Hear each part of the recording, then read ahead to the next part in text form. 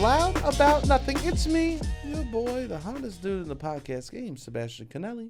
And as always, per usual, we got the cute boy here himself, Robbie boy. Robbie, say hello to beautiful people. What's going on, beautiful people? You checking out your nail beds? Yeah. How they doing? Mid. Were you shocked that I knew what a nail bed was? No.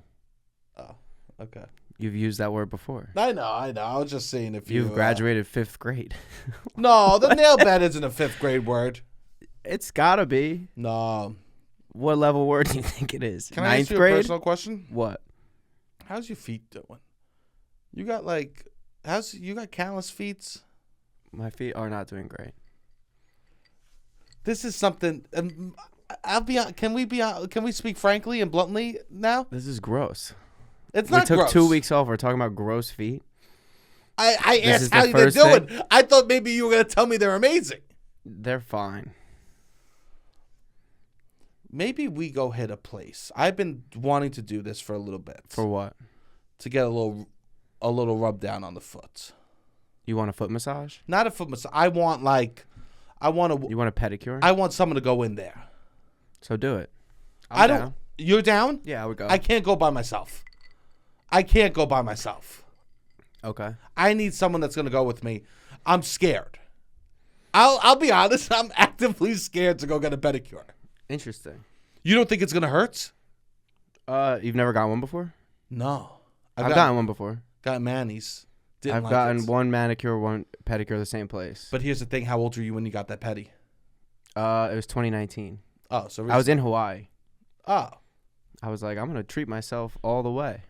I think I just want someone to go in there. I just have callus on the back of my feet. Yeah. Yeah. It's weird. I don't like the way a manicure felt either. No. Too personal. Yeah, I don't like people like that touching of like places that people don't touch. Yes. I don't even touch my feet. How often are you touching your feet? Not a lot. Almost never. Do you wash your feet in the shower? Yeah. Do you bend down? Usually, yeah. Or I come up. Oh, you come up. I bring the foot up. Okay, you yoga king. I didn't know I was sitting here with sometimes with the Bikram yoga master himself. You come up. You bring the foot. Can you bring up your foot up to your nose and smell? No. Not if I'm standing. No. But you bring the foot up in the shower. You're Sometimes. Not worried about a slip. You're not worried about a fall. No. You are so like here. You could You are so confident in a non-slip, non-fall situation that you will stand on one foot in the shower. Yes. My least favorite topic is what? Gross feet. One of my least favorite topics. It was just something. It's like how are your thoughts doing recently?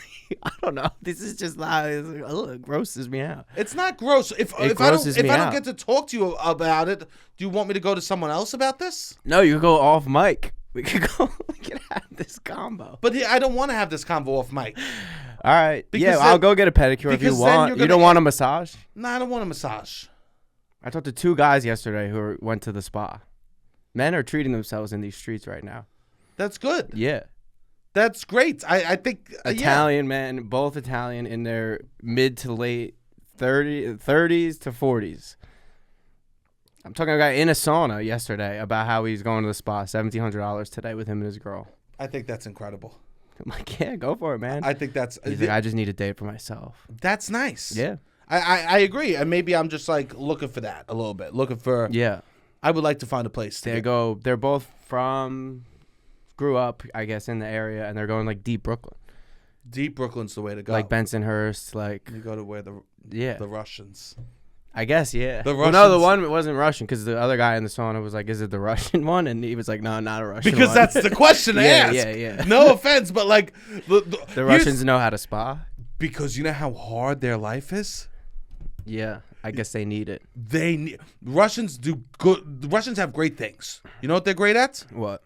Vodka and spying. I didn't know that. Because here's the thing. If you look into Russian history, it's the saddest history probably of any country. Okay. It's one of the saddest histories out there.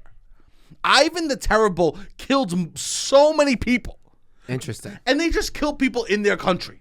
They're one of the countries that just like mass slaughters everyone. Okay. If they don't like someone, rather than execute them, they would just send them to Siberia to die. Interesting. They wouldn't even kill them. Exile. It wouldn't even be. They would kill. That would be like, oh, you're ordered to death by going to Siberia. Oh wow. Isn't that insane?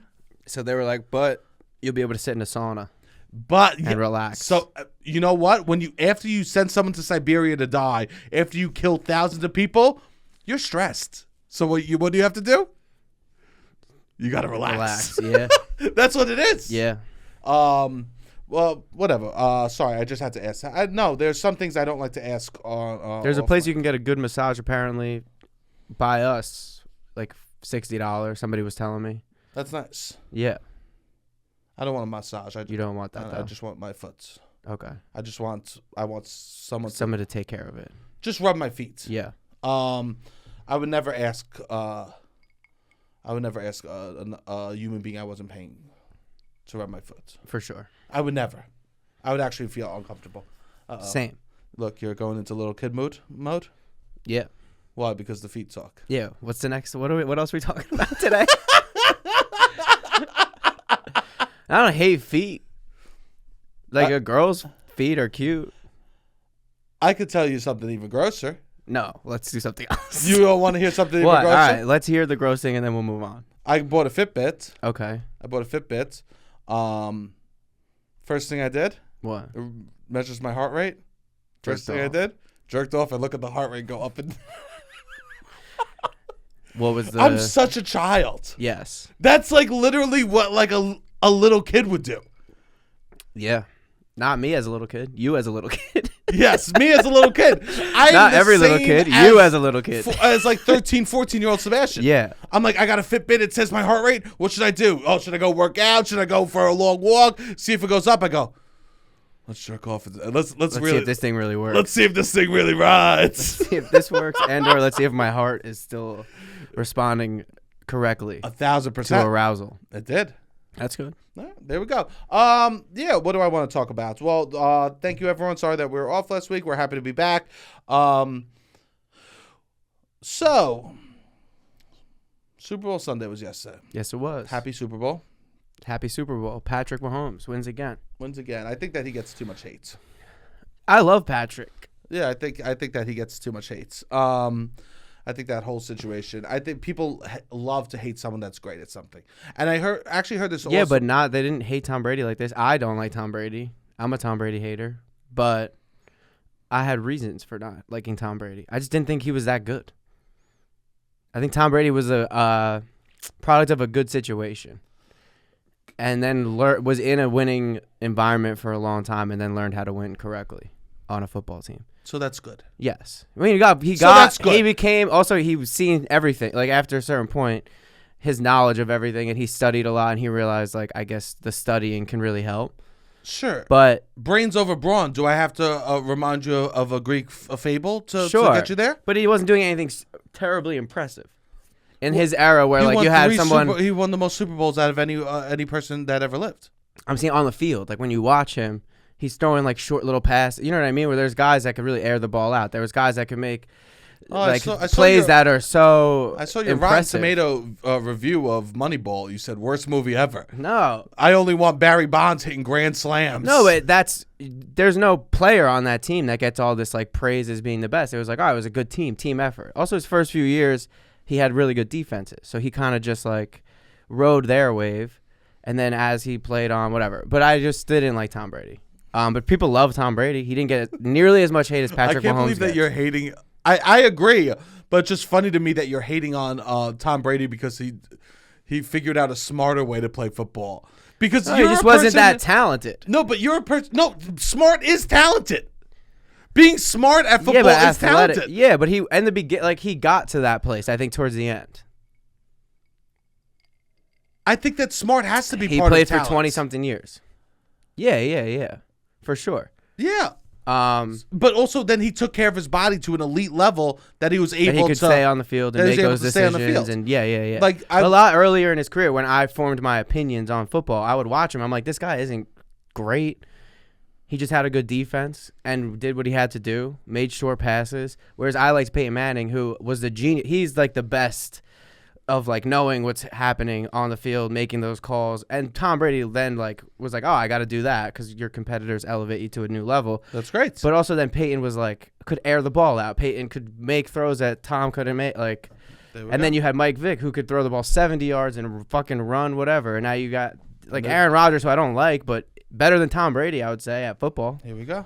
But then Patrick Mahomes comes along and he's just like, you watch him, you're like, he's the best probably that's ever done this. Because he's has the decision making, he has like the arm, he can fit the ball into crazy scenarios. I mean, they spent no money on anyone else on wide receivers this year. Yeah, because they know, and they're just like, all right, we're gonna have to make. They're the first team to ever win the Super Bowl and lead the league in drop passes. Of guys just getting the ball like perfect, and then it's just like they don't catch it because they had bad wide receivers. Wow, shots fired from Rob. Well, yeah, I mean, I'm a big Patrick. I like Patrick Shots Mahomes. fired. I like. I'm like, all right, I like Patrick Mahomes. But now he's intertwined with all this like drama. I guess because of his wife. People don't like his wife. People don't like his brother. People don't like Taylor Swift. I was gonna say this. What? That someone was like interviewing him, and they said this thing is like, oh, that he's beyond, like, after love comes hate. Okay. In like success. Yeah. First people like you and some people don't. Then people love you, and after love, people hate you. Yeah. Because you're so good. And he was having a conversation with someone about like how the hate creates a legend. So he doesn't mind the hate because he knows that's how legends are. Yeah. This is how legends are made. He said something out. He was like, Which the Chiefs are never the underdog. Or, yeah, because they were underdogs. Yes. He's like, the Chiefs are never the underdogs. And that's what it is. They're not going to be the underdogs anymore. I just think it's really interesting to think of like, oh, if you're so good at something that people will just dislike you at a certain point is what I want to bring up. That like after a certain point that people will just dislike you because so many people loved you. Yeah, that doesn't always happen, though. It didn't happen with Michael Jordan. It did happen with Michael Jordan. No, everybody loves Michael Jordan. Who from that generation doesn't love Michael Jordan? Everybody. Nah, not really. I think there's a lot of people that don't like him as a person. Maybe. That think he's a bad person. Not basketball fans. I would say most basketball fans from that generation love Michael Jordan. Because he got a lot of positive media coverage. Pretty much exclusively positive media coverage. Well, he opened the NBA up to a new level of success. Success. Yeah. So, but it's not the same as like a LeBron James who has gotten hate pretty much since he's been in the league. Well, the NBA protected Michael Jordan. Yeah, and the media, and people love him. Welcome back. We've been studying sports for the past. I like to talk sports. You want to talk sports? We'll talk sports. I'll tell you this. I just want to say the interesting thing about at a certain point, love becomes hate. Yes. That's all I was getting towards. Okay. I just thought that was like. I don't know if I necessarily agree, but okay. I think that most people, if they hit a certain level of fandom, people start to hate them. Like, I just heard this thing that people hate Will Ferrell. Did you know that? No. I did not know that either. There's large groups of people that hate Will Ferrell. Interesting. I did not know that. People love him so much. Interesting. It's contrarians. Yeah, that's annoying. Yeah, I think, and so I imagine there's people like that with Michael Jordan, because I think there's more reasons to hate Michael Jordan than there is to hate Will Ferrell. Yeah. Like a lot more, if we're being honest about it. Like there's these like people hate Tina Fey.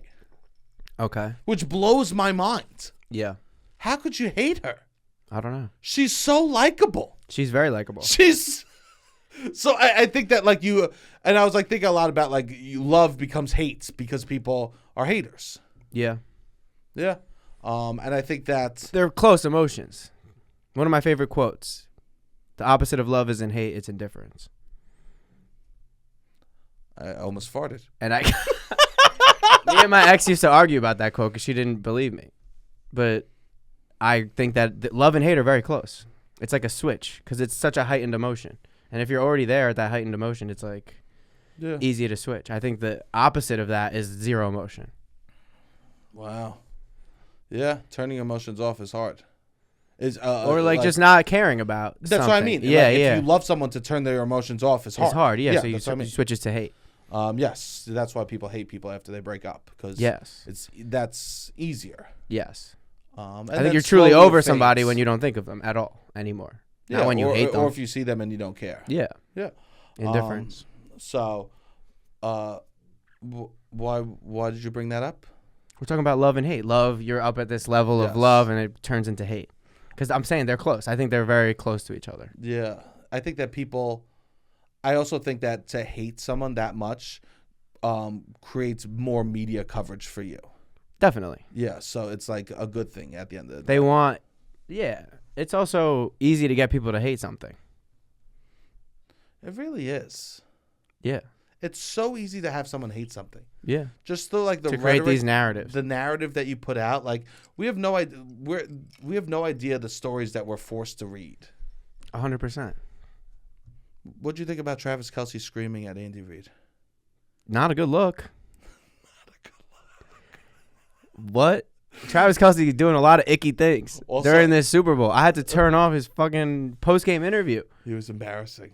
Beyond embarrassing. I don't give a shit. You just won the Super Bowl. It was embarrassing. Travis Kelce at the end of the Super Bowl looked like the drunk cousin at a wedding getting up to like grab the microphone and be like, I know Mike fucked a lot of girls. Yes. Right? It was very much that energy. It was like he had to sing a song at the wedding. Yeah. You know?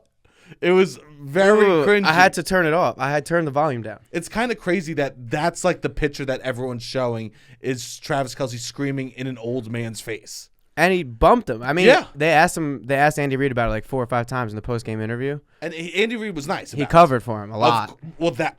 That's a good coach. That's why he's winning coaching awards. He goes, I want that. I like that for my players. He goes, I yell at him a lot, so it's okay. I want that. He just was telling me he wants to be on the field. I'd rather that. They asked him a lot of times, and every time he's just like reinforcing that it's okay. It's okay. This is the environment we created. But Patrick doesn't do that. No, because Patrick, you can't get mad. I think that's one thing that Andy was saying. He's like, he just encourages people. You want people to feel confident. Yeah. You don't want people to lose confidence at the biggest stage and start questioning themselves. Like, you need to be hyping these people up and getting the best version of them. The best acting job I ever had was a person that made me feel confident as I was. Yeah, that's how you want anyone to feel. That's not everything. the way it is most. Really? Oh, with acting, they don't tell you shit. An actor like me that goes in for a day. Yeah. I'm fucking a cockroach. You know what I mean? I'm basically a pawn. And I want to talk about some acting stuff for a second. All right? Okay. Super Bowl commercials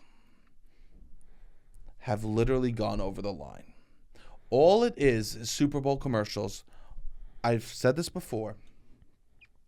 It's famous people on famous people on famous people selling products they shouldn't even care about. It's people with millions and millions of dollars being like, fuck Suzanne that lives on the Upper West Side and has 2 kids. She doesn't. Let's not worry about the kids. I could use another in-ground pool. I'm gonna advertise the cold brew. I'm gonna do this. It's fucking ridiculous that these people went on strike, the actors, and these multimillionaires that have all the money, that have so much money. We have Friends actors and stuff. We have Sir Anthony Hopkins selling cold brew. He was knighted by a queen. And he's 90 years old, and he goes, you know what I need? Not even American. He's 90 years old. He's a knight, not American. And he goes, I do a Super Bowl ad. What was the SAG strike for? These actors are Amazon. They don't realize everyone else needs to eat. Yeah. They don't care about their union. They do not care for a second. Yeah, people don't realize this used to be like the minor leagues. Commercial acting would be the minor leagues to getting real jobs and like keeping you afloat and all this stuff. You don't have A-Rod at his prime going back to play for the Staten Island Yankees. It's 1,000% that. It literally is these people. People would be commercial actors because they would have. That's how they would pay the bills. They need to make a living. Obviously, they want to be in fucking movies. Of course, no one dreams of being a commercial actor. No, Flo from Progressive wanted to be a movie star. Yes, let's be real. 1,000%. Yes. But you know what happened? She got a good job and kept it, and did a good job on that, and they kept her going. And now she makes a living. That's what we call a working actor. This is why working actors don't exist anymore. No, it's because oh, when it's time to give someone the gig to be in the Super Bowl ad, who should we go with? Tom from New Jersey or Beyonce? Yeah. Who are we gonna go? I know with? these celebrities just are obsessed with clout, and they're like, all right, I can get off some clout. If they didn't think it would give them like it's giving them visibility, it's like, oh, this isn't a good move. No, just do your own thing. You have an Instagram with 100 million followers. You can just post it there, and a lot of people will see. It doesn't. You don't need to be. This could feed a family for a year. This could send 3 kids to college. Yes. It could send kids to college, but instead Ben Affleck goes, I'll do it. That kind of disheartened me to see Ben Affleck do that whole Ben thing. Affleck, Matt Damon, Tom Brady, J-Lo. That's one commercial. I know. That could feed half of a town in New Jersey. And they could, yeah. And then they just rely on the celebrity for the ad. The whole ad is that we have celebrities in it. Oh, I guess there used to be like creative ads. Now the creativeness is just like, we got more celebrities. Yep. That's how we're living in a hellhole. So they're not paying writers either. No, they're not getting fun writers or comedy writer, whatever. It's just like, let's squeeze as many fucking celebrities in this as possible. We have to realize, Robbie, we have entered an age where the gate has. I guess I've never realized it. The gate has closed. What gate? The gates to the rich and the poor. Oh. A gate has closed. Yeah. Very few make it through the other side, and they keep that closed. Yes. What does Hollywood want? What? Not to have little actors make money. They want them to stay poor. Yeah. They want to give it to J-Lo. You know why? Because J-Lo listens. J-Lo fucking listens. Well, it's funny. We were talking about this recently, and we said like Ice Spice, they let Ice Spice in. And then you see the Super Bowl, and she's in the box. Yeah. She looks bored half the time. Ice Spice is real. Because she's figuring it out. She's not really like... Trust. She looked the least like, I am not going to put on a show for anybody. And that's because she's new. She's new to the club. I mean, they just let her in. I like Taylor Swift, but it looks like she was striking poses till like she practiced how to look in the box. She knows. She knows she's... I mean, that's not her fault. No. But I think that literally they are gatekeeping now the shittiest part of acting, commercials. Yes. I cannot believe what are they going to gatekeep next?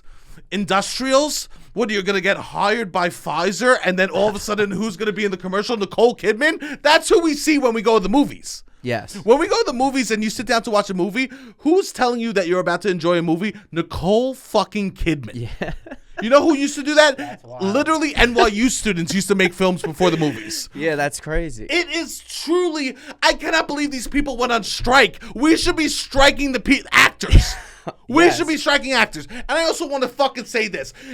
If we're going to stoop to commercials, we can't call it a fucking art form anymore, okay? Yeah. I'm sorry. I love you, Ian McKellen. If you're just doing commercials, you're not an artist. You're a fucking money slut. Yeah. You're a slut for money. Yeah. Damn, that's crazy. That's not art. No. And you know what? I don't know. Da Vinci was maybe he was getting a lot of money from the Pope. Maybe everyone was just a money slut. No. Maybe I'm just discovering this now. Maybe so. I don't know. Oh, they said my heart rate just went up. As it should. This is crazy. Almost as high as me coming. Yeah. I mean, somebody's got to have some fucking, I don't know, sense of the art. It's absolutely absurd. Yeah. I used to watch when I first started doing improv, I would watch it and I would notice all these improvisers and actors that would be in the ads. And they would be able to survive for a year or two. That was a year for them. Yeah. And it was almost like a gift. Super Bowl came around and these people were able to be like, thank God I could pursue my craft now for another year because I was given a couple of lines. Yeah. You know who has that part now? David fucking Schwimmer. I know. David Schwimmer, the multi-millionaire from Madagascar series that owns Friends. Yeah. I cannot believe that it's actually absurd that these people were striking with the same people that like make SAG minimum. I don't have fucking health insurance. I literally showed up to a place. I showed up to a place to go to a fucking nutritionist because I hate my fucking body and I can't stand who I am and I want to get that in order. I show up there and they go, you can't come here because you're a poor little bitch. because you don't make the SAG minimum. I drove to Staten Island Yeah. because I said I need to be by my parents after I do this because I'm going to feel sad. Yes. I'm going to be stressed. This is going to be a lot for me emotionally. I drove to Staten Island to be close to my family so I can emotionally handle this. I get there. They go, you don't deserve this, you little fucking bitch. They go, get out of our office and get rich. They go, get me Jennifer Aniston. Yeah. I can't even be fat. No. I can't even show up to a place and say, hey, can I get a little help? No. They say no. Yeah, because you need to make a certain amount, which is not even that much money necessarily, in order to get health insurance. And you know what would give you that? One commercial at the Super Bowl would give you health insurance for a year. The only time I don't think people realize the way that the industry works at all. I literally, I had like a thing I had to, that was like, I had something on my body I had to get looked at or something, right? I had to pay money for that. Yeah. Because I could, unless I want to go to the emergency room. Yeah. And you know when the only years I didn't have to? When I booked commercials. Well, anyways, this is official announcement. It's crazy. It's absurd. And this is the official announcement that Josh Gad will be taking over my role in the podcast. Josh Gad. Fucking kill me. Yeah. I cannot believe these people picketed with everyone else in SAG. It's wild. And then say, yeah, we were need they just better addicted rates. to any level of attention? Yeah, they just want attention. That's crazy. Yeah. They go, we want. I'm gonna start clocking who's not doing it, so you can't have the job. Yeah. It's almost a tease. We have to remember, multi-million-dollar celebrities are on the side of the networks for the most part. Yeah. They want clout, which they get from the acting jobs, and then they are mostly producers. They said strike with us so we could fill the table with food so you could watch our seats. Yeah. What a bunch of fucking bitches. It's crazy. Right? What a bunch of fucking assholes. And I didn't realize it was that bad, that it was all pretty much A-list celebrities. You didn't see? No. That's wild. I mean, there's a few commercials, but like every single commercial was A-list celebrities. Yeah. They had a Beyonce commercial, and like Beyonce's like assistant person was played by Tony Hale. I know. An actor who has been in so many sitcoms, has so much money. Yeah.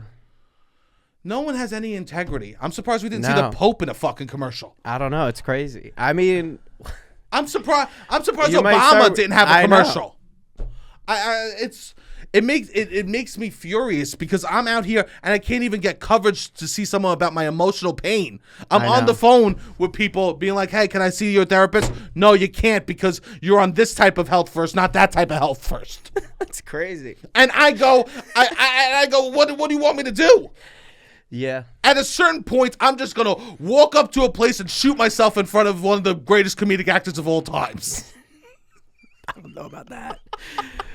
But at a certain point, they have to realize that they're the bad guys. I hope that. Yeah, I don't think they do. They don't have much of a sense of reality. And here's the thing. I think they're very departed from reality. If I become famous, I will become one of them No, instantly. you don't do that. It's just truly crazy that they don't realize that they just let other people eat. I know. Let other people eat. You're about to get on a plane. Matt Damon's going to tell you how to evacuate. Like what? You think that's a joke? What? That's going to happen. You think? I hope that's not. That's going to happen. Hey, it's me from Delta. I saw Daniel Day-Lewis on Sitco TV the other day. I was pumping my gas. And he was doing method that he was the gasoline pump. We can't. I mean, people don't realize that acting is a job. It was a working class job. You could do a play and you could do a commercial every now and then. You could make a living being an actor. I was taught when I was coming up by people, they go, Sebastian, they go, you're doing good. They go, you'll be able to be like an electrician. You'll be able to make a living, yeah. Yes, that's what they go. They go that the goal is that you could become an electrician, and that has completely gone out the window. I guess if people have become with social media and everything, it's kind of a lot of it's blended, and they're just like, I need attention, followers. If I do this commercial, that'll get eyes on me for a little bit. Maybe somebody will book me. It's just like they're so self-conscious almost. If you're out of the line, if you're out of like trending for 10 seconds, it's like, oh, we're struggling. Now that I mention it, I don't know if this is true. I didn't watch a lot of the thing, but a lot of the younger kids I did not see. No. Yeah. The kids coming up. Yeah, it's like, old what's people. His name? Tom Holland. Good on Tom Holland. He's going to do a play in the West End. I saw Great. recently. Great. I love that. I like if the young Take kids it are like, we want to be actors. At least he's an actor. Chalamet didn't do any. Did he do an ad? I didn't say Chalamet. Davidson did. But Who? Pete? But that's Pete's lane. Needs it. Pete's not an actor. He's not an actor. He's not. He's hardly a comedian. I know. Pete. This is Pete's lane. Pete's He's lane a clout is guy. commercial. Yeah. He's a commercial. Yes. SNL. He's showing up at. He'll do a special every few at years. Courtside by the Knicks. We want to see what he's doing in his life a little bit. When you say what's Pete known for, you go for being around. Yeah. Yeah, we love Pete's that. allowed to do the commercials. I 100% agree. It's Tony Hale. What are we? Come on, man. I mean, that's not even my problem. My problem is Jennifer Aniston. Jennifer my problem Aniston. Is Sir Ian McKellen. My problem is Sir Anthony Hopkins. Yeah. It's like these. Even with Academy Awards. Once you get Academy Award, you shouldn't be allowed to do a commercial. Can we put that in the maybe SAG 5 contract? years before and after you do a big commercial, no awards eligibility. And I think this is a good rule. it has to be. It should What be. we can't give you an Oscar if you did a Super Bowl commercial. 3 weeks later, you're gonna get an Oscar. Like, granted, none of them did that. I don't think but Hopkins won 2 years ago. Yeah. Maybe last year. I think He 2 won years for ago that- he when won. he played the father. Yeah. with, dementia. Yeah, tremendous movie. You Maybe should be banned feel from doing- horrible inside. You should be banned from. And doing now he's going to tell me the commercials. cold brew to drink? Now he's going to tell. It's not even a good commercial. Yeah. If he was doing a commercial, if Anthony Hopkins showed up in a commercial and then he's like promoting ending world hunger, I go, good on you, brother. Good on you. Sure. But if you're promoting, if George Clooney's there and we're promoting Nespresso pods, Yes, you you're got to doing a go stupid fuck bit. yourself. Oh, Clooney was in an ad, right? Yeah. You got to. What are we doing, George People Clooney? are in on the regular. You sold your tequila company for $1 billion. For $1 billion. What are we doing? Taking advantage of people in another country. Yeah. We don't need. Everyone that owns these tequila companies are fucking scumbags. Yeah, too. yeah. I know my boy LeBron has one. It's No, it's a scummy move. I agree. It's a scummy move. LeBron doesn't. He's not perfect by any means. But you know what? It's people whispering in LeBron's 100%. ear. It's like, but at a certain point, you're LeBron. You got the devil in your ear telling you what you could do. Like, I know at a certain point. Here's the problem, and I am a man that struggles with excess, but to just build a country and only on excess is a problem. It's sad. If we're a country of excess, Yes. says the fat man screaming at no one. Yeah. No, it is sad. And It is for sad. someone who you did just go through the whole strike and then you couldn't work during the Went strike. through the whole strike. You couldn't work. I recognize like you make money from working. The people And don't this set you realize. back. Let's be real. I You did not working commercial- for 8 months set you back. I did a commercial I probably made $50,000 from once. Okay. That set me up for like a couple years. Yeah, It that's helped me, nice. like, I don't survive. think people realize this. People don't realize that. No. They don't understand the working class versus elitist class dynamics in Hollywood. And then it's annoying because they're like, oh, Hollywood's so liberal. Hollywood's so liberal. Hollywood is not that liberal when it comes to like actually putting money in like workers' pockets. This is like Jeff Bezos saying, he's a monster, right? But Jeff Bezos going, you know what? I'll own the company. I'll make the products. I'll package it and I'll deliver it too. Yeah. Like he's just like, I'll do every level of Amazon. Yeah. I'll do every level. Yeah. It's like, no. We need to pay people to have a functioning society. There has to be tiers. Yeah, people need to make money.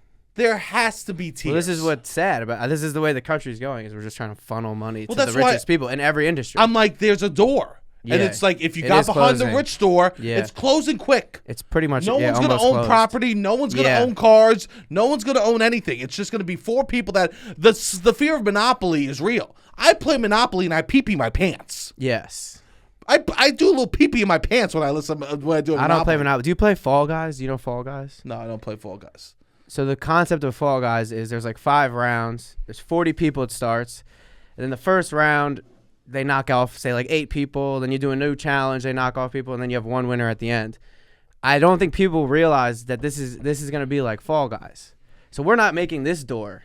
But then there's another door that's going to, like, the door is going to keep closing until there's going to be less. And people are just like, I want to get in this door. Where it's like, no, we should just stop the doors from happening. That's what Jennifer Aniston doesn't realize. There's going to be a She's door gonna be that's going to another- close on Yes. her at one point. Maybe not. She'll probably I think she die owns first, a hopefully. production company. Like she might have like $100 million, $200 million, $300 million. She was like one of the highest paid Yeah. TV actors of all time. She should, yeah. Yeah, she should not have to work again, and definitely not do things that aren't like full passion projects. Unless this is your fucking passion, then it's embarrassing. To do Uber Eats. Yeah. Also, 100%. It is also embarrassing. She's fucking Uber Eats and flowers. Like, if we're gonna do an Yeah. Uber Eats ad, let me fucking do it. Yeah. Have me in the bed. Give the Sebastian guy's Conelli calling me. $50,000. This is what the Uber Eats commercial was. Literally Jennifer Aniston getting the Uber Eats, and it was flowers and a bunch of like goods for the home. And then David Schwimmer goes to hug her, and she goes, "Oh, I'm sorry," and like says no. This is what Uber Eats commercial should be. Ready? It's me in my bed. I get 2 phone calls. Like, oh shit, the guy's outside. I'm completely naked. You just see my ass. I throw on a shirt, sweatpants, no underwear. Put on shoes, no socks. I go outside. Complete disaster. I grab the food. The guy goes, wait. I need the picture. I go, just don't get my face.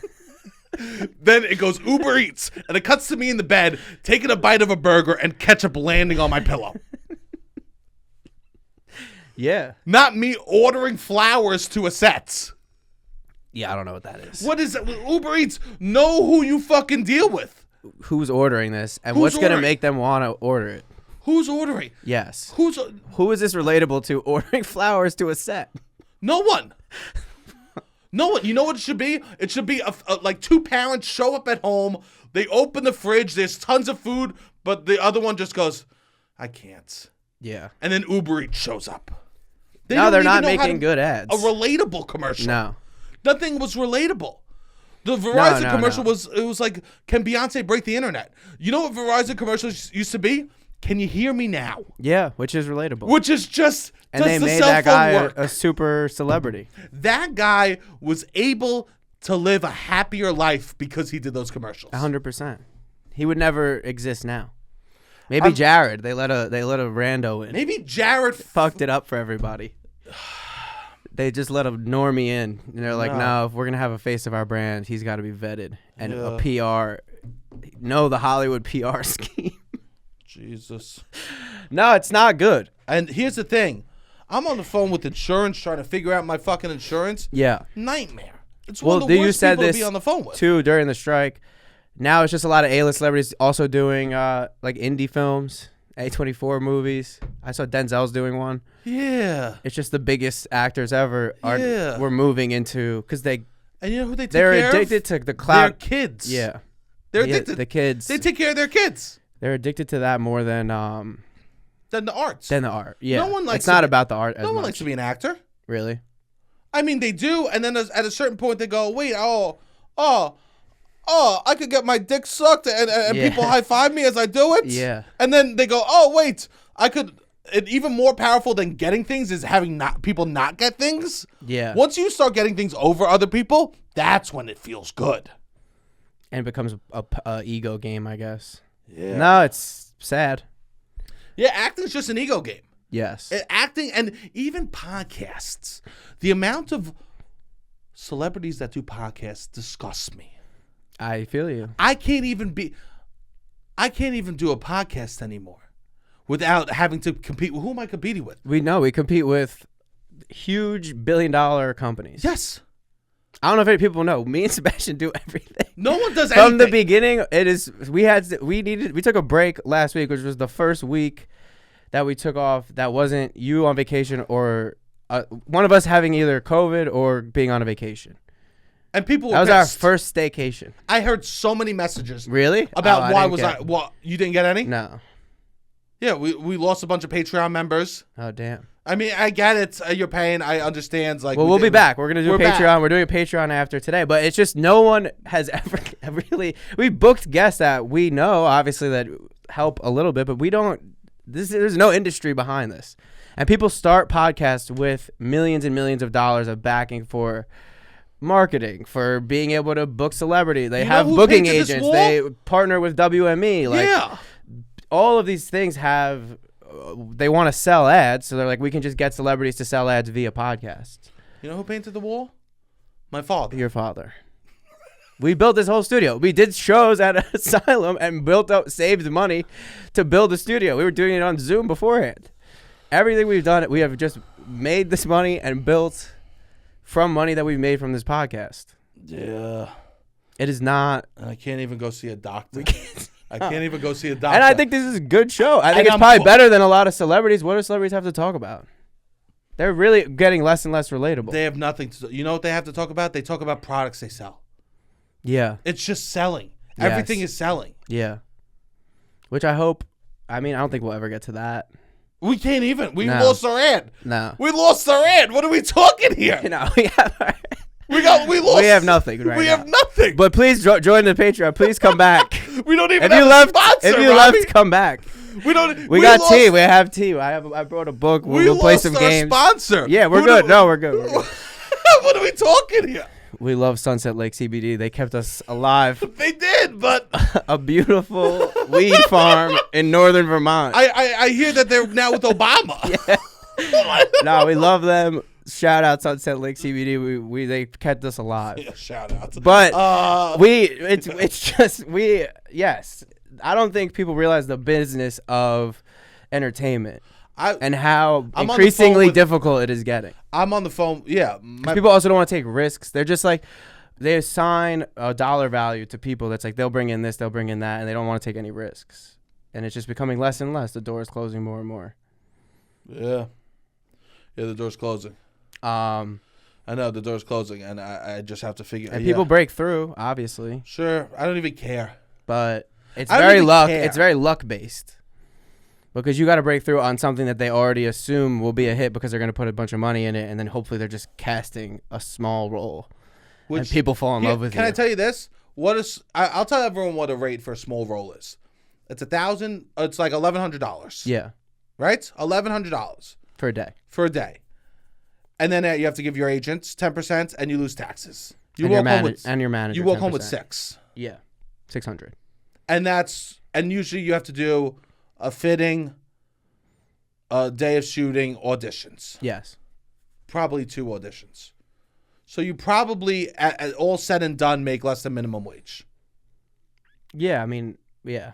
I don't know. I don't know about that. Close. I mean, with the audition, the fitting, getting to sets. Usually, it's a 12-hour day on set. Yeah. Yeah, I don't know. I mean, and all the time that you spent getting good at this. It's not free training. It's just so annoying. A lot to of me. other jobs, they pay to train you. It's so annoying to me to watch, all these famous people just eat. Yeah. I know I keep using the word eat, and I'm fat. Everyone. That's the right listens, word. Get over it. Eats. I can have nothing, man. Please join the Patreon. The Patreon's good. And we are putting out 3 a month, I would say. We've been averaging maybe 1 week off a month on the Patreon, but we're putting out content. You could ask us anything you want. We're definitely talking a lot more intimately on the Patreon. Yes. And honestly, Robbie's telling me about his foreskin. I have some tea. No. I'm still not trying to talk about gross feet or anything. No, I know. But we talk about, I don't know, It's our nice to watch personal you sweat. lives a little bit more. I get nothing, man. No. I'm like trying to find ways to be happy. I know this is constantly my journey. Yeah. This is constantly my journey. Yes. So I find something. Which is what? I find out that in New Jersey, there's a Shrek-themed indoor water park. Which is fun. Now, how beautiful does that sound? I go on the Yes. website. I say, I love Shrek, a plus-size icon. Yes. I go on the website for the water park. There is a weight limit to fucking go into the water park. That's I wild. cannot go to the Shrek-themed water park because I'm too fat. Shrek wouldn't be allowed to go to the fucking water park. That's wild. I can't even find happiness in a fake plus-size person. That's wild. You can't have a Shrek-themed water park. Are they going to weigh me to go see Kung Fu Panda 4? I hope not. Is that what's going to happen? Yeah. You can't have a weight limit To for go to a Shrek water event. park. Yeah. For a Shrek event. Yeah. Anything Shrek. That's a whole movie. I can't even go to the Shrek water park. He's an ogre. He feels like an outcast. He feels like he doesn't belong. And I love him. they don't. People are just missing the essence of everything. I can't even go, and I'm not looking to go on the. I want to go on a You lazy just want river. the vibes of the Shrek-themed water park. I could technically go in and sit in the chair, But they can't. That's wild. but I hear that they're armchairs and they're real tight. Truly, Shrek for skinny people. That's wild. it broke my heart. It truly, They need to figure that out. Robbie, I cannot tell you I'm looking up things that I could do that's going to give me some joy. I find the Shrek themed water park. I go, I'm going to go with my nephew. Yeah, of course. Thank God I didn't bring it up. Yeah. It broke my heart that I'm too fat to like Shrek. That's unfortunate. That's crazy. I'm sorry that happened. Truly a man that got hot and fit and said, no, that's not who I am. Let me go back to my body. Yeah. What a fucking beating. Yeah, that's tough. What a fucking beating. Taking some L's. I'm taking L's. I'm on the phone with Seeing L's. I'll tell you this. Nothing is scarier. Nothing is more ominous and a worse feeling than calling an insurance company to find out what doctors you could go to. Okay. I'm on the phone with them and first off, they hang up willy-nilly. I don't know. I hate when that happens. I don't know if insurance companies, they're just all in the van and they're just driving back and forth through tunnels. I don't know what's happening, if they're in a mobile bus in the mountains and they just keep losing service, because it's not me. Yeah. Have you ever had problem with hearing me on the phone from my apartment? No. Every insurance company goes, I can't hear you. Damn. And I mean, yeah. I'm on the phone with them, and at the end of every call, this is what insurance companies say to me. Bye for now. Bye for now is what they say in a horror movie. Yeah. That's what the villain would say. The villain says bye for now. And I know you may have won this one, but I'll be back. I know. The insurance companies know that they're the villain. For sure. And they say bye for now. And I know it's on their script because every person that I talked to at Health First said bye for now. That's wild. That's what the Joker says after he jumps off the building after Batman wins the one fight. Bye for now. Yeah. 100%. That is what and the they are. They're says. maybe more evil than the Joker. If we're being real. If we were to all the insurance companies combined, yeah, definitely more evil. Yeah, man. They are evil people. Yeah. It's crazy. I mean, it's racketeering. Tony Soprano could only dream of a job like that. I wish I joined to be able to have health insurance. Yes. to run health insurance. He would get rid of drugs. He would get rid of any other whatever. I don't know what kind of business the Sopranos were really in, but all of the illegal activity he would doing, he would trade if he could just run a health insurance company. Most of America just did illegal activity until they made it legal. Yeah. That's what it was. Yeah. That's what it was. I was on the phone with you. Damn. It was just L after L. Yeah, that's tough. I drove to Staten Island. I couldn't believe. When I was driving home, I stopped at Trader Joe's. Because then you were telling me, because the insurance shit was a nightmare, and you were saying that you were calling ahead to be like, I don't want to waste my time. So you were like really making sure that these places would take the insurance because places weren't.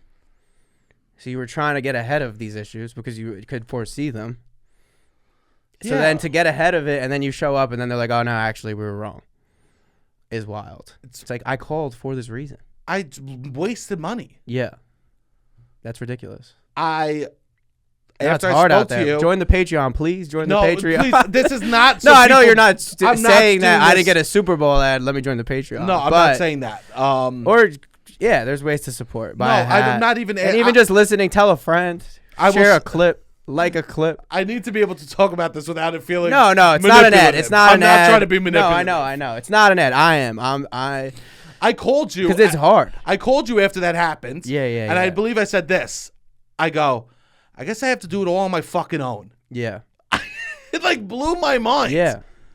Well, that is what it is, but then they make it impossible to do on your own because they charge so much money because the insurance is supposed to pay. It's a scam. It's all a scam. Yeah. But yeah. And so, because I'm just looking at hobbies. I'm looking at things like, I'm also like looking at Shrek water. I'm like looking to help myself and find things to make myself happy. That's good. No, it was a lot of fun. I hung out with my cousin and his friends from Queens. Nice. And they're funny. Oh, yeah.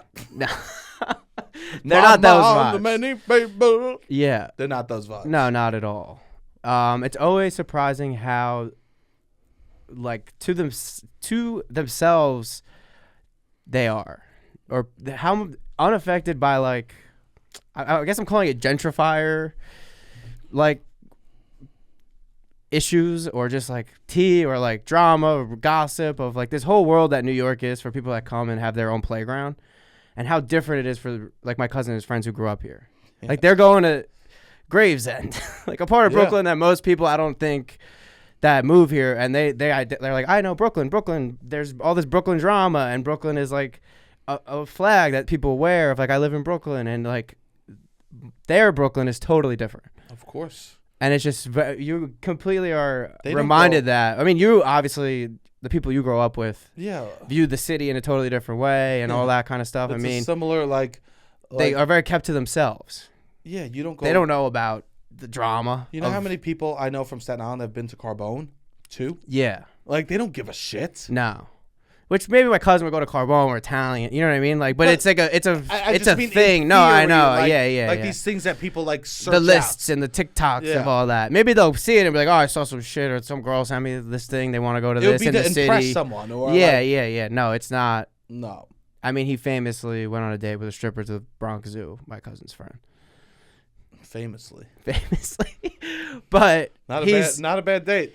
No, the Bronx Zoo's a great date. I heard how many people were doing Bronx Zoo the dates? Animals were like, well, he brought a show to us. But that's what you. They're like, we've never seen the lions wake up all day long, but wow.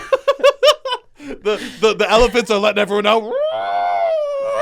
Oh, we got a stripper here. Yeah, you got to go to the Bronx Zoo. I guess one of the orangutans was getting married. Yeah. I'm sorry. I mean, it's a nice place. Your sister got married at the Bronx Zoo. Yeah, what does that have to do with these stripper jokes? No, there's no joke. It just like is a nice. It's not. It's like a nice. Yeah, it's a nice. I don't think people talk about it. About the Bronx Zoo? Yeah. Yeah. Okay. But anyways, he had this whole. Here's the thing. The zoo itself is nice. Around the zoo is a fucking nightmare. It's one of the worst places to like get to in the city. Yeah, that's what I was talking about. I'm like, I can't go on a date to the Bronx Zoo. I don't have a car. I can't take the 4 or 5. Nah, and that's not a fun date. You're not like. I'm sorry, Robbie. Your vibes. You're not like welcome in that neighborhood. Like you'll be. Nah, I don't have people the best will say energy. shit to you. Yeah. People say shit to me over there. You know. Yeah. It's like a predominantly black neighborhood that like they don't like that. Yeah, I get that. Yeah. I get that for sure. Sure, it's like a struggling hard neighborhood. They don't want people and to see coming you in and ruining. Yeah, walking in with some young, nice, pretty woman with in a beautiful skirt. She has a single rose because I know you do that for every date. Every date. No. Single rose. He buys 12 and he goes, okay, I got 4 days. I hung out with someone that I went on a date with last year, and we don't speak romantically really anymore. And she gave me notes, which was nice. That is nice. Good for you. It was it's good to get notes. What are you going to adjust? She told me, she said I was one of her best dates ever, which was nice because I had herpes at the time. So I'm like, all right. At the time? Yeah. I mean, I have herpes all the time, but it was active herpes on my face. That's good. And she said I didn't watch the door. She's like, I thought you were supposed to be like Italian. Don't you know you're supposed to watch the door? And I'm like, I mean, her ex. That's not a real date. That's not a real date note. Yeah, but it was funny. Yeah. Okay. But no, she said it was a nice. I mean, we sat and talked. I mean, we ended the date. I'm like doing Lion King kisses with my cheek because we can't kiss. So I'm just like, I say goodbye. I mean, it's not You're really nuzzling. No, you just say goodbye and you like maybe do a little extra cheek action. That's I don't nuzzling. know. I guess maybe for a second. You're out here nuzzling girls. I guess. And you go. Can you feel the love? I mean, we talked for like until 2 a.m. on a Sunday night. It was pleasant. But for someone, she's like, you should have gave me the other seat. She told me that. Anyone from Lion King, you're Timon. Timon? Yeah. He's so annoying. I'm young Simba. What are we talking? I just can't wait to be. First off, you are 30 years old. You cannot be young Simba. Everyone wants to be young Simba, but we have to realize who we are in our life, Robbie. I don't want to be Pumbaa, but that's how the cards fell, man. Yeah. And I'm Timon. Yeah, man. We're Pumbaa and Timon. A little bit. I had this shirt for the longest time that was Hakuna Matata, and then Tata was in pink, and it was like for breast cancer awareness. And I would wear it once a week for probably 5 years. That's nice. I love Hakuna Matata. I love Timon and Pumbaa. Timon and Pumbaa. Yeah. You cannot relate to children in movies anymore. Okay. You gotta move. Everyone wants to be young Simba. Yeah. Because he was a prince. Of course, you're right. Everyone wants to be the prince. Everyone just can't wait to be king. Who can't wait? Simba, his dad died, but I'd take his life any day of the fucking week. I like Scar. I'm not Scar though. You like Scar? He's like a fun character. Yeah, but you don't use the word like. Yeah, I guess you're right. You don't say I like Scar. You're right. But anyways, this girl was telling me that I can't like if I ever get a girlfriend, I gotta stop liking her stories. I'm like, just the cute ones. I agree with that. And she's like, no, you can't like any stories. I didn't. First of all, did you know that? Do you look at every person who watches your story? No. On Instagram? No. Me neither. But she was telling me, she's like, people know. She's like, women know. And that they'll look, like if an ex's new relationship, they'll know if they're starting to watch their story. If someone they're dating or someone they're talking to's ex, they'll know if they're, I'm like, I don't know the people who don't follow me that watch my story. I would never know if someone that I was talking to got a new boyfriend and now that guy's watching my story. I would have no idea. I would have no idea also. That's what she's like, no, we know. But that's a better piece. We are at peace. I know, but now I'm like, should I be looking? You shouldn't watch people's stories. One time I watched. I shouldn't watch anyone's stories? I watch everybody's story. I'm also people you don't follow. So they tell me who really? shares the videos. And one time someone shared one of the videos that I watched, and they were like, "Oh, I saw you just watch my story," and I was like, "Oh, I really need to not watch people's stories." I didn't know that. I learned a lot of these rules on Instagram recently. Well, I didn't know you can't like people's story without it being flirty. I like so many people's fucking story. Do these people think I'm flirting? Yeah. No matter what. Yep. If I like something, it's genuinely. What if somebody posts a joke or somebody posts something that is intended to be funny? I like it. They're like, oh, obsessed with me. Just say that's mad funny. Respond. Yeah. Don't like. I'm thinking like is less aggressive. No. So liking somebody's story, I'm just learning that this is flirt. They're like, oh, I was kind of talking to somebody for a little bit, and they were like, oh, if you were to get serious, you can't like my stories anymore. I think that's a good rule. I didn't know that. I think that liking is like seeing someone from across the bar and like raising your eyebrows at them or something. This is news to me. I am not using it in that way. It's like I see. I'm like, I like that. It's like I'll be over there in a minute. I am not behaving that way online. I need to Unless change. It's like someone who has a boyfriend or a girlfriend or someone that like like you're friends with and actively not. Yeah. I mean, you like every one of my stories. I like a lot of your stories. I would say everyone. Really? Yeah. This is what I'm saying. I like a lot of fucking stories. I'm not even thinking I know. I'm trying to. Do you think I'm flirting for you? I mean, you flirt with me all the time, but I wouldn't say. I would say that you're a little more blunt, more than that. I would say that's a little. I am not meaning it in a flirty way. I need to.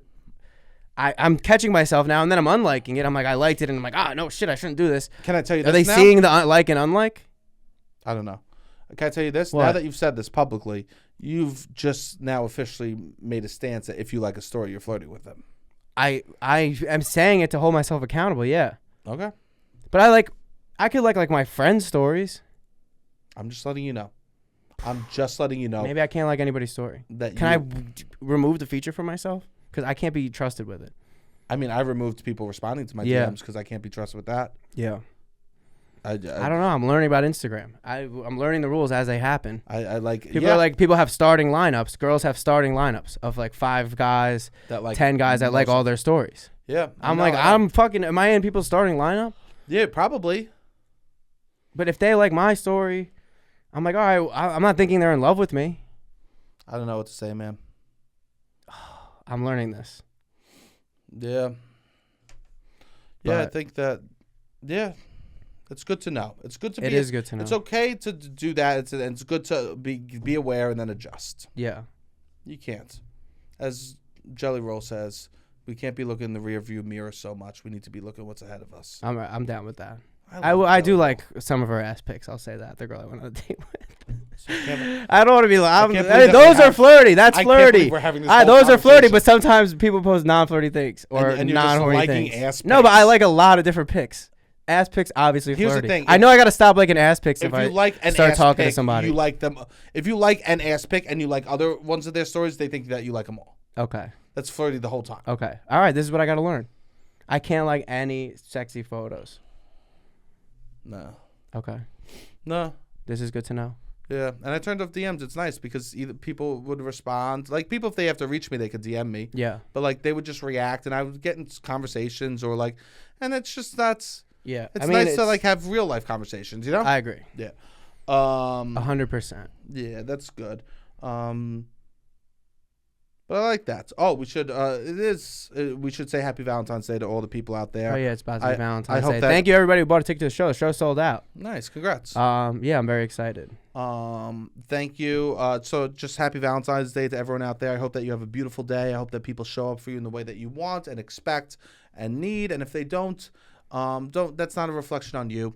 You know?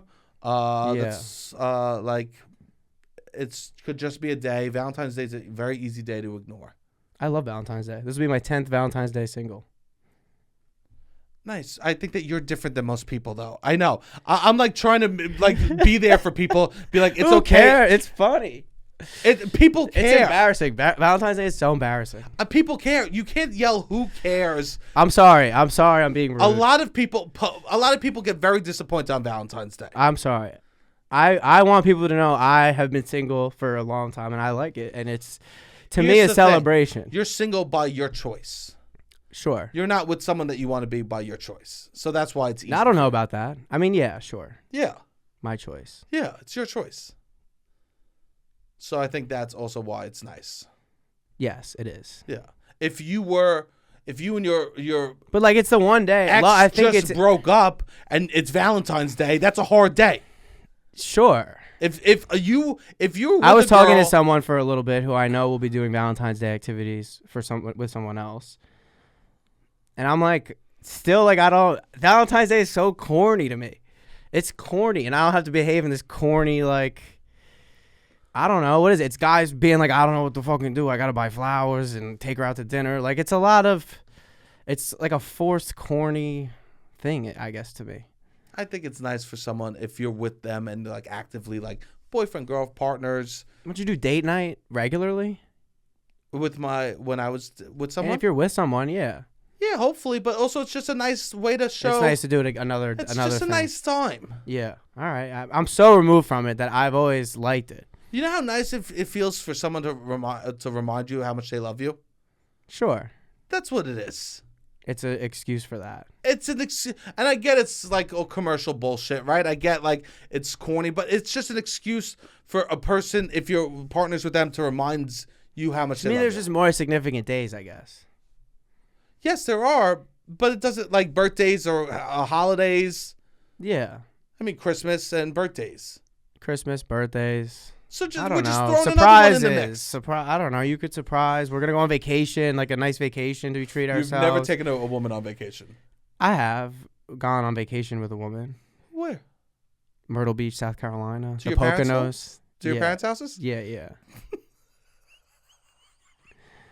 I've never got an Airbnb. So funny. You're just so funny. What do you mean? It's home away from home? Someone with vacation. No, I didn't surprise them with vacation. In my dream relationship, I go on a lot of vacations, and I'm like, one day I'll bring a girl here.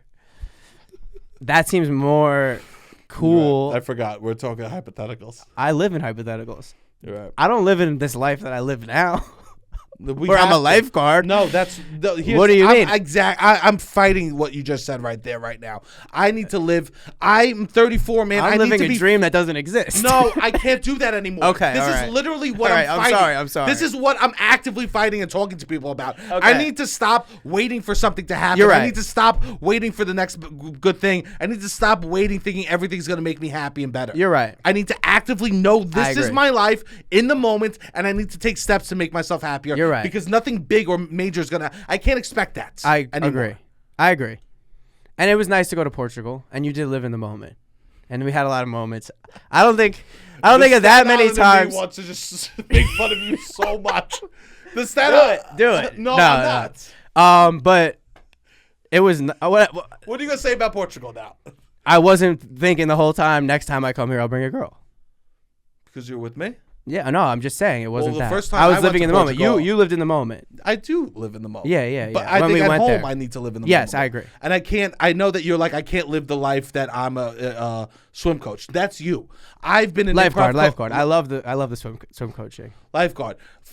For me, I've been like an improv teacher for so long. If I'm gonna do it, I just need to find a way to be happy about it. I agree. I need to stop just like fight. Like, yeah, I don't make a lot of money. I fucking do this bullshit. You're right. I just need to find a way to be happy about it. I'm being stupid, and you're right. I know. I'm just working so hard outside. No, I know. You're right. I can't like have these phantasmical. All right, you're right. I was being stupid, and you're absolutely right. So don't. I don't think I've said anything. I don't funny actually. The whole episode. I think all I've seen is this is like a jerk off. I'm like just basically seeing how much I can make my heart rate go up. The commercial stuff was funny. So New York. Okay. New York was voted the most romantic city in the world. Okay. And people are like, how can New York be the most romantic city? The rats, the garbage. I think that's what makes it romantic. Okay. You know when I look best? I agree. You know when I look best? Not with the Alps behind me and a beautiful backdrop. With the guy that's peeing on the corner. They go, hey, Sebastian is beautiful. What makes romantic is a juxtaposition between something that is hard and rough next to something that's beauty. To find beauty in the rough is beauty. You know what's not beautiful? 1,000 roses. You're not like one rose I love so much. Because everything there is perfect. You know when you ever see a picture of a rose coming out of concrete, like a flower coming out of concrete? Yes. That's romance. To find the beauty in something that's nightmarish, something that is truly hard. You see a cockroach on someone's foot, but you could still look up in someone's eyes and be like, damn, I'm happy. That's what makes it romantic, New York. I agree. And it's always an adventure. There's an adventure in everything. And adventures are romantic. Adventures are very romantic. You want spontaneity? New York has it. You can be spontaneous. Exactly. Is romantic. You can be very spontaneous multiple times throughout the night.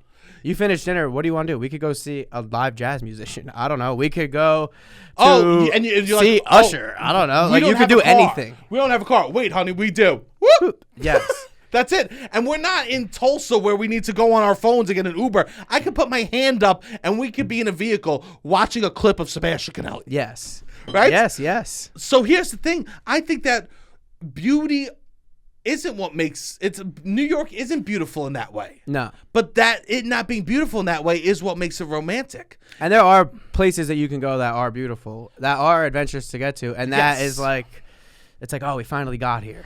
There's a few spots you could go, and it's like, when I was in Colorado and I was in Denver driving to the mountains, it was all beautiful the whole drive. And when I got to the mountains, it was beautiful. But you know what would have made the mountains view even more beautiful is if it secretly emerged. Yes. So in Versailles, when they created all the fountains around Versailles, they literally purposely hid them, so you would be like in a shitty like maze of some like wedges, what are they called? The bushes, wedges. Sure. You'd be like in a maze of bushes in Versailles, and then you turn a corner. It'd be ugly, and you turn a corner and then see a beautiful, beautiful fountain. New York is that. Yes. And Versailles knew that. Those are people that knew about what beauty was. And they go, it can't be beautiful at every moment. You need to have moments where there's not beauty to find beauty. And that's what New York is. Yes. It's also something sexy about feeling on it, not on edge, but on your P's and Q's. Yeah. You're not at ease in New York. Nah. You're always a little on guard. You know when you're never getting head? Like, in a rocking chair. Yeah. You're too relaxed. Too relaxed. No one's ever catching boners in a rocking chair. Yeah. Oh, yeah, sweet. Just sitting here getting hard. Yeah. No one's ever I don't think anyone's ever gotten a boner in a rocking chair. Yeah. And if they have, it's some pervert at a Cracker Barrel. Right? It's too relaxing. No, it's very, you're on the edge, which is sexy. It's exhilarating. Exhilaration is sexy. It's very. Which is something I lack, we'll say, in the bedroom. When it's just like being somebody else. I'm not good at creating like danger or mystery or whatever. But New York is a nice backdrop. I could kind of use it to my. I think that for one to play for me. Anyways, we're talking about my cousin and his friend. I guess the two different New Yorks, the Brooklyn of growing up here, and then the people that moved here, and how I guess like far. I don't know. They're very different, we'll say. But I'm talking to my cousin's friend yesterday at the Super Bowl party, who shows up at like 10 p.m. because he had a bunch of errands to run. He's running errands around his car all day. He has a car that's not street legal that he parks in front of a hydrant. Of course. And he comes up, whatever. You know what? Nothing gives you the thrill.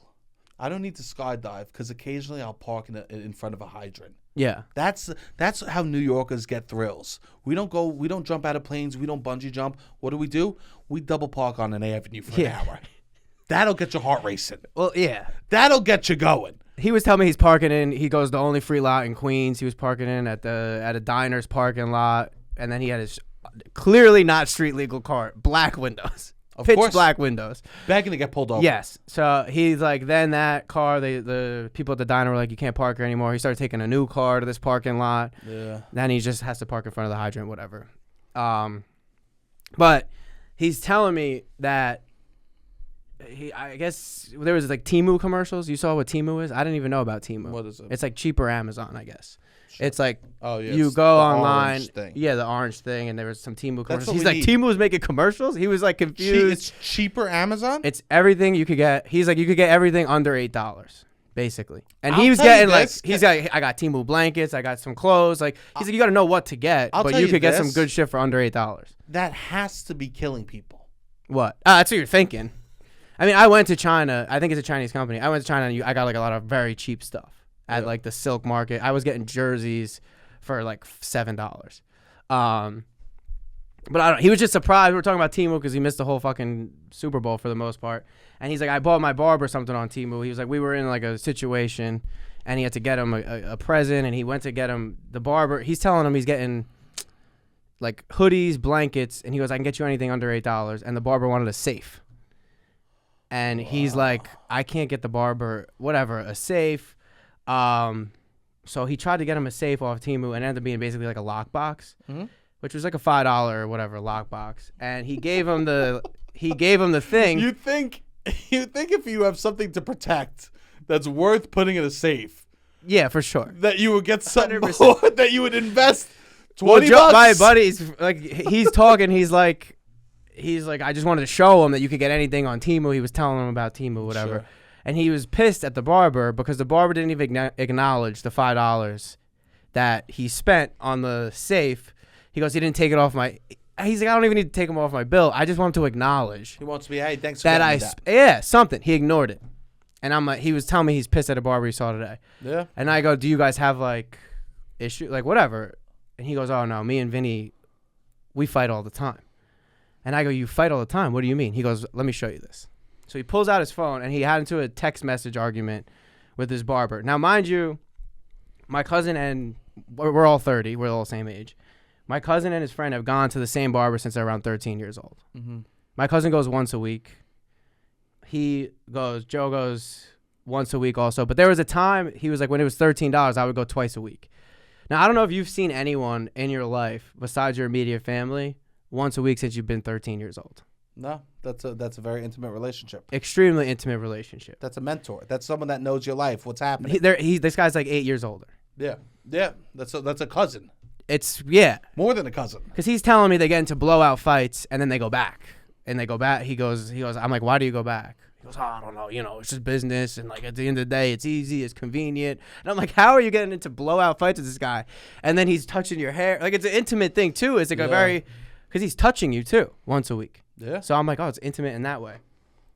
So he goes, I think his issue with the guy is he knows him. He's like, I know him for 17 years. He doesn't put me on the schedule. And the guy, the barber, schedules every 15 minutes. He's got a new appointment. He's doing 15-minute cuts. So that's why also and then they're he lying to. Yeah, that's what Joe's issue is that 15-minute cuts. I'm never. So then if Joe's late. My woman does an hour. That's what my guy does too, an hour. Because we take our time. Yeah. No, he schedules every 15 minutes. He opened a new place too. They've been with this guy since forever, and then he opened his new place. They support his new place. But and then my cousin goes during the day on a Friday, he gets 20 minutes. And that's why my cousin's, I'm like, James, do you have any drama with this? And he goes, no, I got no drama because I go during the day. And he's like, Joe goes at night when it's crowded, whatever. So it's every 15 minutes. And he sends me the combo. So the barber, Vinny the barber goes, how long until you're here? 10 minutes. When you're running late, you got to let me know because I have 4 people right now. He goes, I know my phone died.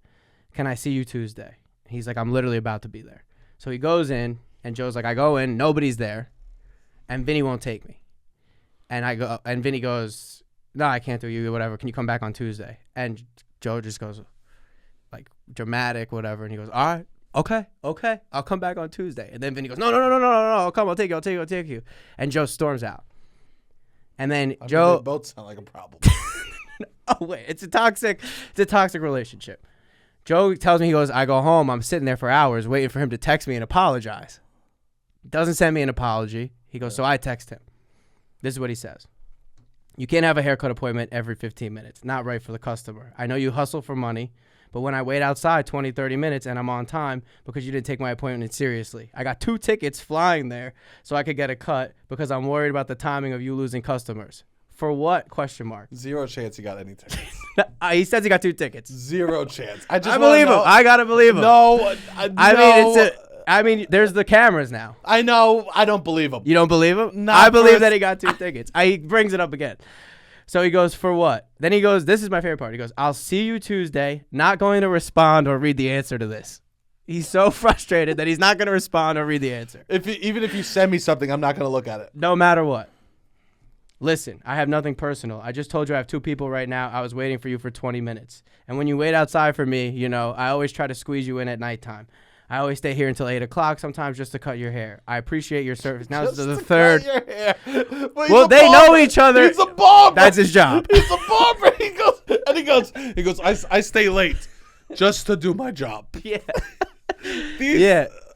They're literally looking for any excuse, any leverage. It's a leverage game, these two. Well, yeah, just wait. I always stay here till 8 o'clock. Well, I think the issue is Vinny doesn't put him on the schedule and thinks he can just squeeze him in. But then also Joe is like, Vinny's my guy. I could go whenever, and he'll like. They both have this. It's a constant power play. Yeah. Of like 5 minutes. Like neither one wants to waste 5 minutes of the other person's time. But absurd. He goes, I appreciate your service. You could have just told me, okay, can I come back at 5:15? I'll definitely take you. It's just that I have neck pain today, very bad, and I'm kind of not in the mood. I've pinched a nerve in my neck. So now he's going, because if there's nobody there and you won't take him, I get why Joe's pissed. One person's getting tickets, the other person's got a pinched nerve. Yeah. Well, that's incredible. What it's escalated. This is incredible. It's escalating to something serious. Then he goes, now this is Joe. Who responds? Yeah, of course. He goes, I'll see you Tuesday. I'm not going to read anything. Sucks that it's like this, but I have no other choice. But then he waits. Wait, he has all the choice in the world because he made the rules. Of course. Oh, go ahead. Then he waits, and he goes, I waited to see how long the 4 people would come by onto. Not too soon. So he waited in the parking lot to be like, he's got 4 people coming, and there's nobody in the thing. He wants to see if Vinny's lying. People are so petty. Yeah, I mean, this is what I don't think people realize. Like, this is Italians get mad if they feel disrespected or slighted at all. It's like it could be blown up. This is what The Sopranos is about.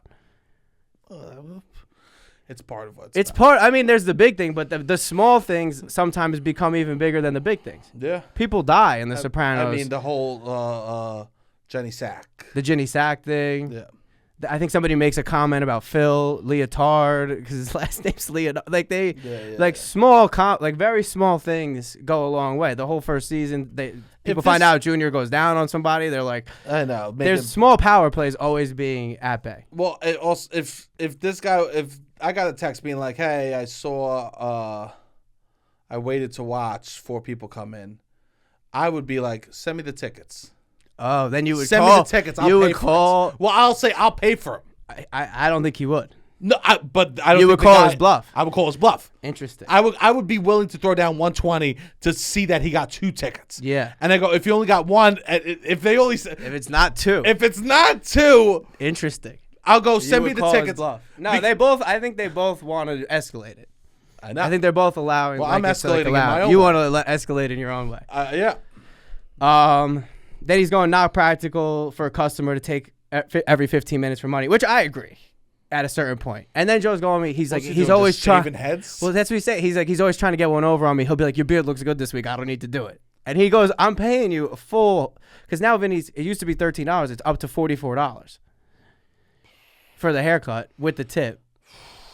And my cousin goes, I bring him coffee every week. So they all like want to keep, then they're also, he's the best guy in the neighborhood. You can't go to anybody else. He's got a monopoly. That's what they're also saying. Which I believe. I don't know their neighborhood. I don't know. I mean, you could go somewhere else, but that's what I'm saying. They don't want to go. It's also clouts. You go to Vinny? I go to Vinny. I don't know. In that neighborhood, I don't know. I guess maybe in its own way. People would be like brag about who their barber was. Really? Yeah, in Staten Island. It would be like, oh, I go to Goodfellas. I go to this guy. I remember when I was in junior high, I started going to Goodfellas barbershop just to be cool. Not even for the type of haircut they would give me, so I could go to Goodfellas and say I went to Goodfellas. Interesting. I mean, that's what they're saying. He put him on at 13. Yeah, that's what it is. And they're like, he's the best. He's the best in the neighborhood. I guess a few of them shut down. But I think a few of them have not been able to survive COVID and stuff. Just like the last few years. This guy didn't socially distance. He was cutting hair. I mean, yeah, he did. No, that's what Joe's saying. He goes, I was meeting him behind a bus during COVID, keeping his business alive, giving him all my money. He goes, I mean, he's been with this guy. You know that guy's surcharging behind the bus. Yeah, he's been with him 17 years. This is one of his longest relationships. Whatever. So he goes on like a 5-text fucking thing, and then Vinny the barber just says okay. So then Joe comes back. He's pissed. Then he goes more things of like giving him, I guess, ways that he can make his business better. And then Vinny goes, because I could always squeeze you in between somebody and not when you're running late and I have somebody right now. Bro, no hard feelings. I'm sorry if I fucked up today. I'll see you Tuesday. I just left work. Then Joe sends like a really long message just basically reiterating how it's fucked up that you take people every 15 minutes, whatever, the whole 9 yards. Gives him more. I paid $80 for the tickets, not even a cut. Just shocking to see no one there. I mean, I get why he's pissed. Nobody's there. You could cut my hair. It takes 10 minutes. I know you forever. I can't stand when people repeat the same fucking points over and over again, though. In arguments. I can't. I mean, that's just what. That's Do what you this argue? Is. Do I argue? Not no. like that. I mean, I guess argue. I grew up around people that argued over dumb I'm bad shit. at arguing. Yeah. I shut down. I grew up around people that argue over like small things like that. Yeah, I don't argue. No. When someone starts repeating the same points to me several times, I shut down. You're like, completely. that's it. I'm like, oh, this isn't a conversation. You just want to say what you want to say, and I want to say what I want to say. But that's what it is. It's almost therapy. Like no, of course you don't like that. But I'm saying this is, yeah. That makes me very uncomfortable, and I feel like there's no communication flow. No one's listening. Yeah.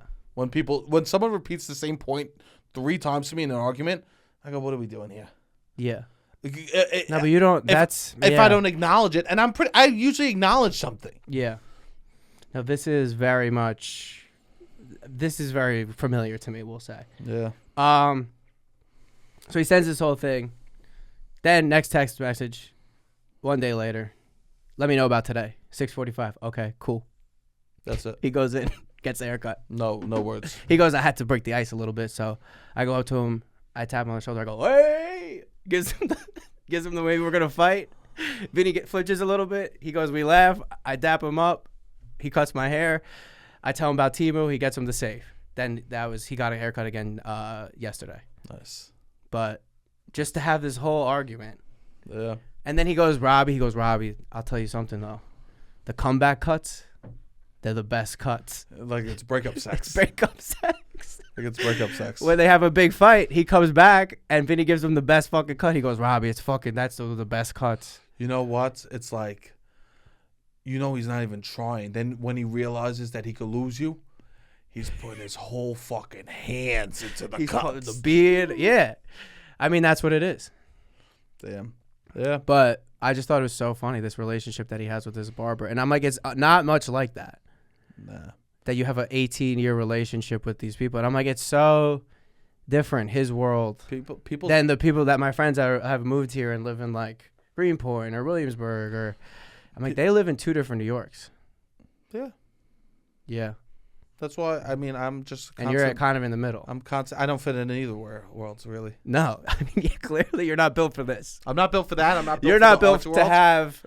I'm not built for the... like, blowout fights with your barber once a month. I mean, most people aren't, I would say. I would leave. My cousin's not. My cousin gives him a tea every week. He goes, me and Vinny, we have a good relationship. See, but I gotta go. I would be your cousin. You would be more on my cousin's I would know the rules and I would follow them. Yeah. But what's also, I get where Joe's at, where he's like, he can't go during work hours. So I got to go when it's busy. And I've been with this guy 17 years. I don't know. It's all toxic. It's toxic. I don't need that in my life. No, of course. What type of haircuts again? A tape up? Yeah, usually. Fade. But they're telling me how he's really good at cutting. That he cuts with your hair, all the other guys in the neighborhood. I mean, clearly they know. Also they just know him for that many years. Yeah. I bet you he's good. Better be. Of course. Better be. But I just thought it was such a funny relationship. It is. That's interesting. Well, thanks for sharing that. Yeah. Beautiful. Well, we should wrap up. This has been a long one. Yeah. But happy to be back. Happy to be here. Thank you, everyone, for listening to the pod. Please share with a friend. That would mean the world to us. That's very important. If you could get more people listening, that's truly the best. I love when people are able to share an episode. That makes us so happy to see on the Instagram or wherever you are sharing. And if you want to check out the Patreon, that'd be nice. We're going to do a Patreon episode right now, right after this. Beautiful. Anything else, Robbie? No, that's it. Beautiful. All right, Robbie, hit the music.